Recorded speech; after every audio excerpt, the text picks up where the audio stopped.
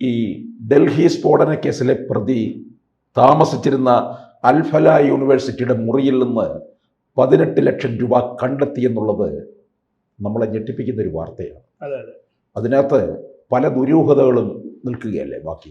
തീർച്ചയായിട്ടും. ഈ 15 പേരുടെ മരണത്തിന് ഇടയാക്കിയ ഡൽഹിയിലെ ഈ റെഡ് ഫോർട്ടിനടുത്തുള്ള സ്ഫോടനം, അതിൻ്റെ അന്വേഷണം വളരെ തീവ്രമായി പല മേഖലയിൽ നടക്കുകയാണ്. ഇന്ത്യയിൽ വിദേശത്തായി നടക്കുന്നുണ്ട്. ഇതിനോടകം തന്നെ 10-12 പേർ അറസ്റ്റിലായിട്ടുണ്ട്. ഈ പ്രധാനപ്പെട്ട ഈ ഡോക്ടർ ആദിൽ എന്ന് പറയുന്ന സൂത്രധാരനടക്കമുള്ള ആളുകൾ ഇപ്പോൾ ജയിലിലാണ്. അവരുടെ ചോദ്യം ചെയ്യൽ നടന്നു വരികയാണ്. പക്ഷേ ഇവിടെ നമ്മളെ ഞെട്ടിപ്പിക്കുന്ന ഒരു വസ്തുത എന്ന് പറയുന്നത്, ആദ്യം ഈ സ്ഫോടന സമയത്ത് ഇവരെയൊക്കെ പിടിച്ചപ്പോൾ കേവലം ഈ വ്യക്തികളിൽ മാത്രം ഒതുങ്ങും എന്നായിരുന്നു കരുതിയത്.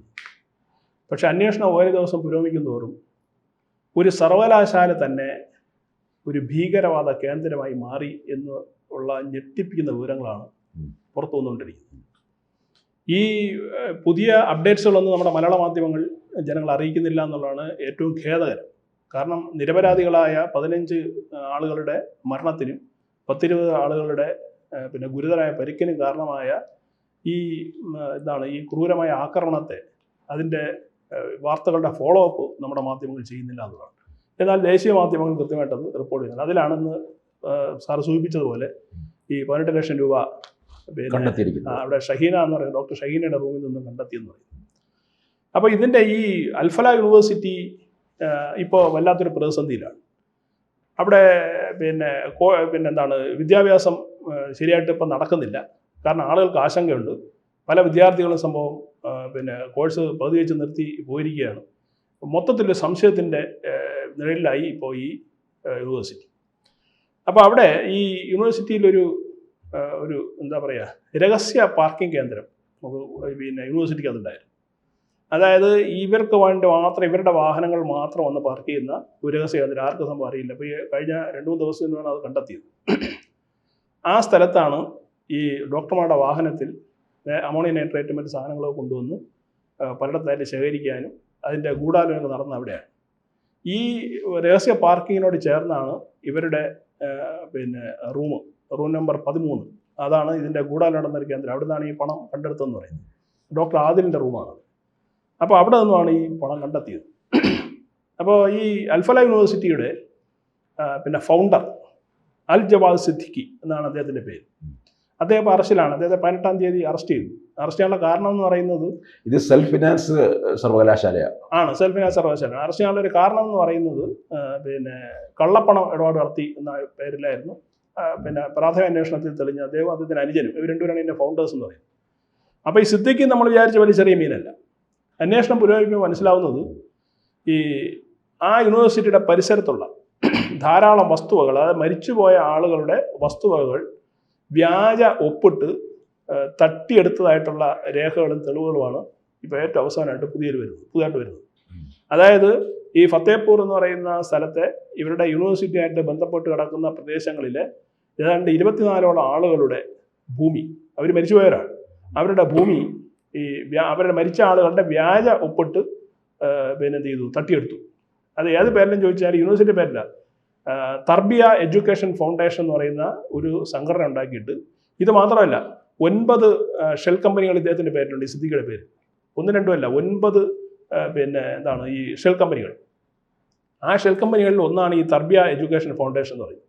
ആ ഫൗണ്ടേഷന് ഇവർ കൊടുത്തതായിട്ട്, ഈ ആളുകൾ ഈ വസ്തു കൊടുത്തതായിട്ട് കൃത്രിമ രേഖ ഉണ്ടാക്കി വ്യാജ ഒപ്പിട്ട് രജിസ്ട്രേഷൻ നടത്തി തർബിയ എഡ്യൂക്കേഷൻ ഫൗണ്ടേഷൻ്റെ കീഴിൽ ഈ വസ്തുക്കളെല്ലാം മാറ്റി. അതിൻ്റെ അനന്തരാവശാൽ ഇപ്പോൾ കേസ് നടത്തിക്കൊണ്ടിരിക്കുകയാണ്. 2015 മുതൽ അവരിൻ്റെ പിന്നാലെയാണ്. പക്ഷേ എന്ത് ചെയ്യുന്നില്ല, അവർക്ക് അനുകൂലമായ നടപടി വരുന്നില്ല. ചില കേസുകൾ കോടതിയിലുമാണ്. അപ്പോൾ ഇത് കേവലം ഈ ടെറർ ഫണ്ടിങ്ങിൽ മാത്രം നിൽക്കുന്നില്ല എന്നാണ്, ഭീകരവാദികളെ പോറ്റിവളത്തിൽ മാത്രം നിൽക്കുന്നില്ല. ഇന്ത്യയിലുള്ള പാവപ്പെട്ട ആളുകളുടെ ഭൂമി പോലും കവർന്നെടുത്തിട്ട്, വ്യാജമായിട്ട് കവർന്നെടുത്ത് അത് ഇതിനോട് അറ്റാച്ച് ചെയ്തിട്ട് ഈ സർവകലാശാലയുടെ ക്യാമ്പസിനെ വളരെ വിസ്തൃതമാക്കുക എന്ന സംസ്ഥാനം എന്ന് വെച്ചാൽ ആരുടെയും ശ്രദ്ധയിൽപ്പെടരുത്. ഒരു വലിയൊരു ഏരിയ ആണെന്നുണ്ടെങ്കിൽ പിന്നെ ആളുകൾക്ക് എല്ലായിടത്തും പോയി നോക്കാൻ കഴിയില്ലല്ലോ.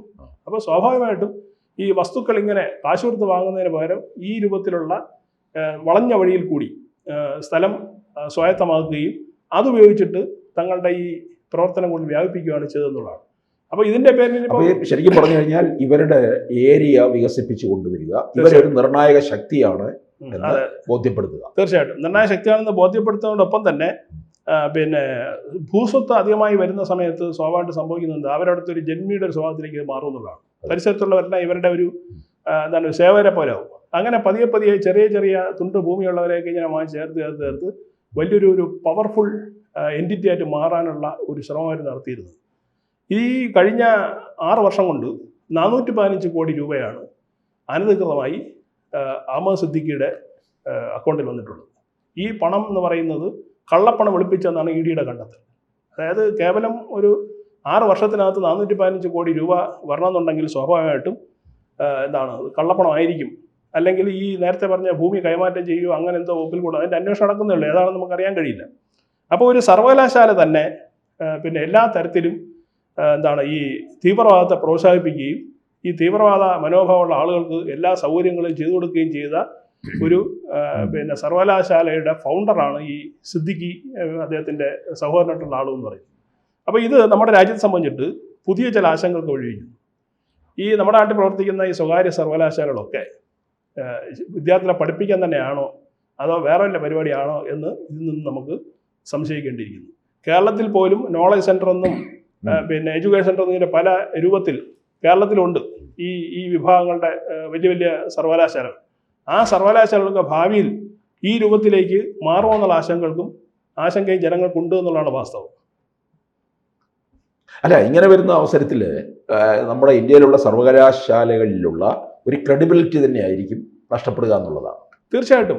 മാത്രമല്ല ഇവർ ഈ അൽഫല യൂണിവേഴ്സിറ്റി ചെയ്ത മറ്റൊരു ഏറ്റവും വൃത്തികെട്ട രീതി എന്ന് പറയുന്നത് UGCയുടെ NAC അംഗീകാരം അവർക്ക് കിട്ടിയെന്ന് പറഞ്ഞിട്ട് വ്യാജമായിട്ട് അവർ ബോർഡ് വെച്ചു. യഥാർത്ഥത്തിൽ UGCയുടെ NACന്റെ അംഗീകാരം അവർക്കില്ല.